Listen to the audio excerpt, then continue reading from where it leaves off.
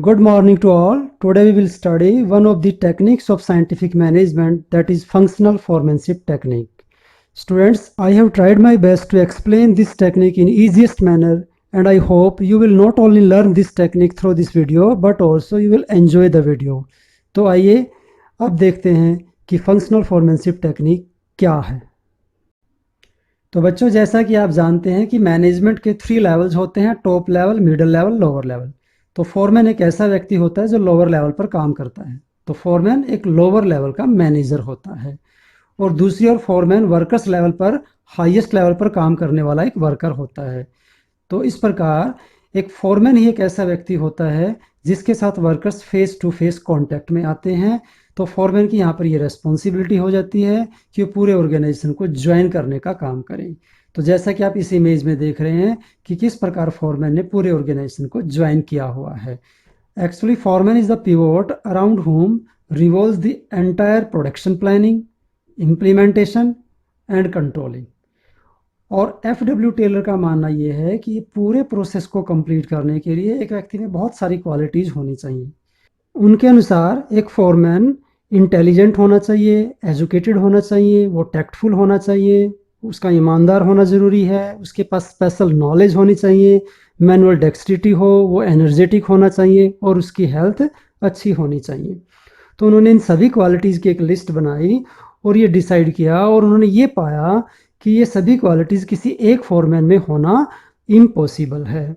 तो इसलिए उन्होंने हमें सजेस्ट किया कि हमें एक फोरमैन को 8 फंक्शनल एक्सपर्ट से रिप्लेस कर देना चाहिए, जिसमें से 4 फंक्शनल एक्सपर्ट प्लानिंग डिपार्टमेंट में काम करेंगे और बाकी के 4 फंक्शनल एक्सपर्ट प्रोडक्शन डिपार्टमेंट में काम करेंगे। तो उन्होंने साथ में ये भी सजेस्ट किया कि हमें वर्कर्स को प्लानिंग के काम से फ्री कर देना चाहिए, ताकि वो पूरी तरह से प्रोडक्शन पर कॉन्सेंट्रेट कर सके और प्रोडक्शन की क्वालिटी और क्वांटिटी को इम्प्रूव कर सके। प्रत्येक फंक्शनल एक्सपर्ट एक क्वालिटी रखेगा, वो अपनी उस क्वालिटी का मास्टर होगा, एक्सपर्ट होगा। तो इससे क्या होगा कि पूरे ऑर्गेनाइजेशन में स्पेशलाइजेशन आएगा और स्पेशलाइजेशन का पूरे ऑर्गेनाइजेशन को बेनिफिट मिलेगा, जिससे कि काम की क्वांटिटी और क्वालिटी दोनों इम्प्रूव होगी। तो इस प्रकार एफ.डब्ल्यू. टेलर ने कहा है कि पहले पूरी फैक्ट्री को आप 2 डिपार्टमेंट में बांट दीजिए, जिसमें एक हमारा प्लानिंग डिपार्टमेंट होगा और दूसरा हमारा प्रोडक्शन डिपार्टमेंट होगा। जैसा कि आप इस इमेज में देख रहे हैं, एक तरफ प्लानिंग का काम चल रहा है और दूसरी तरफ प्रोडक्शन का काम चल रहा है। ये हमारा प्रोडक्शन डिपार्टमेंट है और इधर हमारा प्लानिंग डिपार्टमेंट है। तो सबसे पहले हम बात करते हैं, जो हमारा प्लानिंग डिपार्टमेंट है उसमें जो 4 हमारे फंक्शनल एक्सपर्ट होंगे, वो कौन कौन से फंक्शनल एक्सपर्ट होंगे और उनका क्या मेन रोल होगा ऑर्गेनाइजेशन में। तो फर्स्ट हमारा फंक्शनल एक्सपर्ट होगा रूट क्लर्क। तो this foreman is responsible to fix up the sequence of steps for performing mechanical और मैनुअल जॉब। तो इस रूट क्लर्क का काम होता है कि किसी भी मैकेनिकल और मैनुअल जॉब को परफॉर्म करने के लिए जो स्पेसिफिक स्टेप्स हैं उनकी सीक्वेंस को डिसाइड करना। तो आइए इसे एक एग्जांपल से समझ लेते हैं। हमें यहाँ रूट क्लर्क ने सोप मैन्युफैक्चरिंग प्रोसेस के कुछ स्टेप्स डिसाइड करके दिए हुए हैं, जिसमें पहला स्टेप है रिक्वायर्ड रॉ मटेरियल को मिक्सर में डालकर उसे पूरी तरह से मिक्स करना। उसके बाद हम सेकंड स्टेप लेंगे। सेकंड स्टेप हमारा मिलिंग करने का होगा। अब उसकी पूरी तरह से मिलिंग की जाएगी, यानी पूरी तरह से पिसाई की जाएगी। ठीक है, तो इसी रूट कलर के द्वारा डिसाइड किया गया। जो थर्ड स्टेप हमारा है वो है अब इस मटेरियल को प्लोडर में डालना। तो प्लोडर में अब इसकी एक लॉन्ग बार बनेगी। उसके बाद फोर्थ स्टेप हमारा होगा इस लॉन्ग बार की कटिंग करना, जिसके लिए कटर की जरूरत पड़ेगी। तो फोर्थ स्टेप हम कटर के थ्रू अपना कंप्लीट करेंगे, लॉन्ग बार की छोटी छोटी कटिंग करते हुए। हमारा फिफ्थ स्टेप है वो है स्टैंपिंग करने का। स्टैंपिंग के दौरान हम इस सोप को एक शेप प्रोवाइड करेंगे, एक डिज़ाइन प्रोवाइड करेंगे, ताकि सभी प्रोडक्ट में यूनिफॉर्मिटी बनी रहे। और सिक्स्थ स्टेप हमारा होगा रैपिंग करना। जब ये सोप तैयार हो जाएगी बनकर, तो इसको पेपर में रैप करना पड़ेगा। तो रैपिंग करने का ये स्टेप जो होगा हमारा लास्ट स्टेप होगा, और उसके बाद ये हमारा फाइनल प्रोडक्ट में कन्वर्ट हो जाएगा।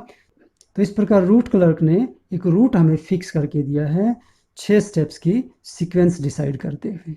तो इस प्रकार रूट क्लर्क का काम होता है sequence of this steps decide करना। तो नेक्स्ट जो फंक्शनल एक्सपर्ट है वो है इंस्ट्रक्शन कार्ड क्लर्क। तो this foreman is responsible for giving instructions necessary to carry on the job in a specified manner। तो इस फॉरमैन का काम होता है किसी भी जॉब को परफॉर्म करने के लिए जो भी नेसेसरी इंस्ट्रक्शंस हैं वो डिलीवर करना, ताकि जॉब स्पेसिफाइड मैनर में कंप्लीट करवाई जा सके। आप इमेज में देख पा रहे हैं कि फॉरमैन किस प्रकार अपने फॉलोवर वर्कर को इंस्ट्रक्शंस दे रहा है कि आपको किसी भी जॉब को कैसे परफॉर्म करना है, कब परफॉर्म करना है और कहाँ परफॉर्म करना है। तो इंस्ट्रक्शंस देने के साथ साथ जब भी फोरमैन को ये लगे कि काम स्पेसिफाइड मैनर में नहीं हो रहा है तो चेंज करने के लिए भी आवश्यक इंस्ट्रक्शंस दी जाती है। जैसा कि आप इमेज में देख पा रहे हैं कि यहाँ फोरमैन को लग रहा है कि जॉब स्पेसिफाइड मैनर में कंप्लीट नहीं हो रही है, तो यहाँ फोरमैन जॉब में कुछ चेंजेस करने के लिए अपने फॉलोवर वर्कर को इंस्ट्रक्शंस दे रहा है। तो यहाँ इंस्ट्रक्शन कार्ड का मेन रोल यही होता है कि जॉब को स्पेसिफाइड मैनर में कंप्लीट करवाने के लिए जो भी नेसेसरी इंस्ट्रक्शंस हैं वो डिलीवर करें।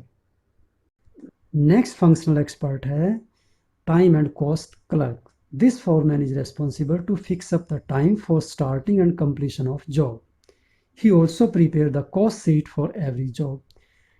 तो टाइम एंड कॉस्ट क्लर्क का काम होता है कि किसी भी जॉब को कब स्टार्ट किया जाएगा और कब वो जॉब आपकी कंप्लीट हो जानी चाहिए, और इसके साथ साथ ये कॉस्ट शीट भी तैयार करता है। जैसा कि आप इमेज में देख पा रहे हैं कि किसी भी जॉब के स्टार्ट होने का समय बता दिया जाता है और किसी भी जॉब के कंप्लीट होने का समय डिसाइड कर लिया जाता है, और कोशिश ये की जाती है कि काम निर्धारित समय पर शुरू हो और निर्धारित समय पर ही वो काम आपका कंप्लीट होना चाहिए। इसके साथ साथ जो टाइम एंड कॉस्ट क्लर्क है वो कॉस्ट शीट भी तैयार करेगा ताकि कॉस्ट पर यूनिट कैलकुलेट की जा सके और उसमें होने वाले वेरिएशंस का पता लगाया जा सके और कॉस्ट को मिनिमाइज किया जा सके। तो नेक्स्ट हमारा जो फंक्शनल एक्सपर्ट है वो है डिसिप्लिनेरियन क्लर्क। तो this foreman is responsible for performance of job in orderly and systematic manner. तो इस फॉरमैन का काम होता है जॉब को ऑर्डरली और सिस्टमेटिक वे में कंप्लीट करवाना। तो जैसा कि आप इमेज में देख पा रहे हैं कि सभी वर्कर्स किस प्रकार वेल डिसिप्लिन्ड हैं। दूसरी ओर आप इमेज में देख पा रहे हैं कि क्वेश्चन किया जा रहा है कि why are you late today, ताकि वर्कर्स जो लेट आ रहे हैं उनके इस लेट आने की प्रैक्टिस को रोका जा सके और ऑर्गेनाइजेशन में पूरी तरह से डिसिप्लिन लाया जा सके। इसके साथ साथ डिसिप्लिन लाने के लिए हमें कुछ और रूल्स भी स्पेल आउट करने पड़ते हैं। तो जैसा कि आप देख रहे हैं कि यहाँ लिखा है नो स्मोकिंग, इट मीन्स यहाँ पर स्मोकिंग करना सख्त मना है ताकि हेल्दी एनवायरनमेंट बना रहे। और दूसरी यहाँ पर ये देखिए कह रहे हैं you guys can not talk in group, know talking just work. तो अगर वर्कर्स इस तरह से आपस में बात करते हुए पाए जाते हैं तो वहाँ पर तो डिसिप्लिनेरियन क्लर्क का काम होता है कि उनको इंस्ट्रक्ट करना ताकि वो वेल डिसिप्लिन मैनर में अपना काम कॉन्टिन्यूसली करते रहें। तो ये थे 4 हमारे फंक्शनल एक्सपर्ट जो प्लानिंग डिपार्टमेंट में काम करेंगी। तो आइए अब हम देखते हैं कि प्रोडक्शन डिपार्टमेंट में काम करने वाले जो 4 फंक्शनल एक्सपर्ट हैं वो कौन कौन होंगे। तो पहला फंक्शनल एक्सपर्ट होगा गैंग बॉस। तो he arranges all the machines, tools and other resources required for performing the job so that there is no delay. तो इस फंक्शनल एक्सपर्ट का काम होता है कि जो भी रिक्वायर्ड मशीन्स है, टूल्स है और अदर रिक्वायर्ड मटेरियल है किसी भी जॉब को परफॉर्म करने के लिए, तो उसको अपने पास अरेंज करके रखना। तो जैसा कि आप इमेज में देख रहे हैं यहाँ पर गैंग बॉस ने किस प्रकार अपने इक्विपमेंट्स, टूल्स अरेंज किए हुए हैं ताकि जैसे इनकी ज़रूरत पड़े तो तुरंत इनको इशू किया जा सके, तुरंत इनका इस्तेमाल किया जा सके।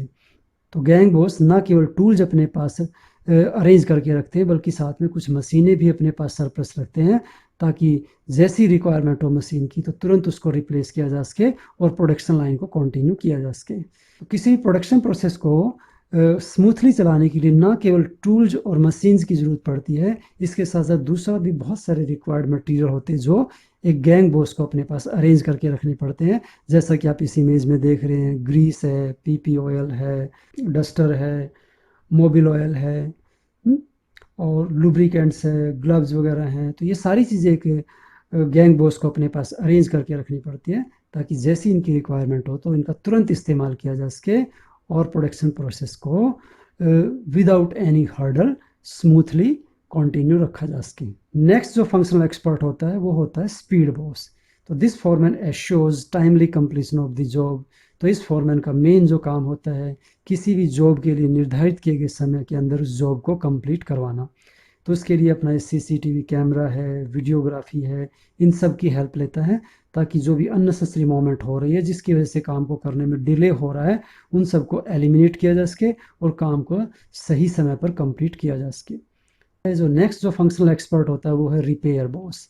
तो this boss assures that machines and tools are kept in working condition. तो इस फंक्शनल एक्सपर्ट का काम ये होता है कि सभी मशीनें वर्किंग कंडीशन में रहे।